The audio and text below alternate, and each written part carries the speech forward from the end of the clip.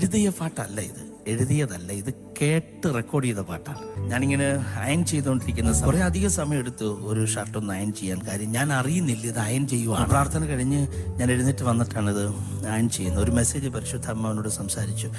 ഞാനത് കഴിഞ്ഞ് ഇങ്ങനെ അയൺ ചെയ്തുകൊണ്ടിരിക്കുമ്പോൾ ഞാൻ സ്പിരിറ്റിൽ നിന്ന് അയൺ ചെയ്യുന്നത് നിന്നുകൊണ്ട് കുറേ നേരം ഉണ്ട്. 45 മിനിറ്റ്സ് കൊണ്ടാണ് ഒരു ഷർട്ട് എന്ത് ചെയ്യുന്നത്. അപ്പം ഞാനിങ്ങനെ പെട്ടെന്ന് എന്നെ കർത്താവ് നടത്തിയ കുറേ റൂട്ടുകളെ കുറിച്ച് എൻ്റെ മനസ്സിങ്ങനെ പിക്ചർ പോലെ ഞാൻ കാണുക.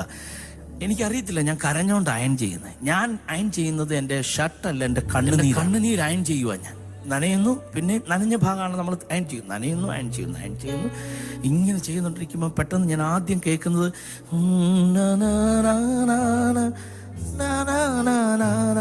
ഒഴുകി വരുക ഈ സാധനം.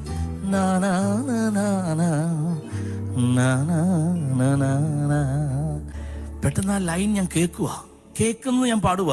ഒന്നിനും കുറവില്ല നടത്തുന്ന ഇമ്മാനുവേലേ.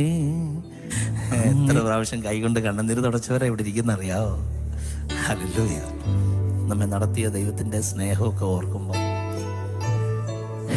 എങ്ങനെ അവന് നന്ദി പറയാതിരിക്കും? ഒന്നിനും കുറവില്ലാതെ നടത്തുന്ന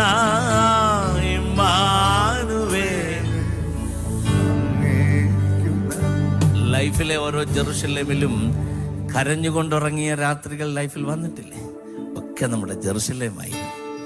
ആ സമയത്ത് ഉറങ്ങാനൊക്കാത്ത ലൈഫാണെങ്കിലും ആ സമയത്ത് ക്ഷീണം കൊണ്ട് ഉറങ്ങിപ്പോയി കാണാം. പക്ഷെ ഒന്ന് ഞെട്ടി ഒച്ച കേട്ടു. എഴുന്നേറ്റപ്പോ തലോടിക്കൊണ്ട് ഒരാൾ അടുത്തിരിക്കുക.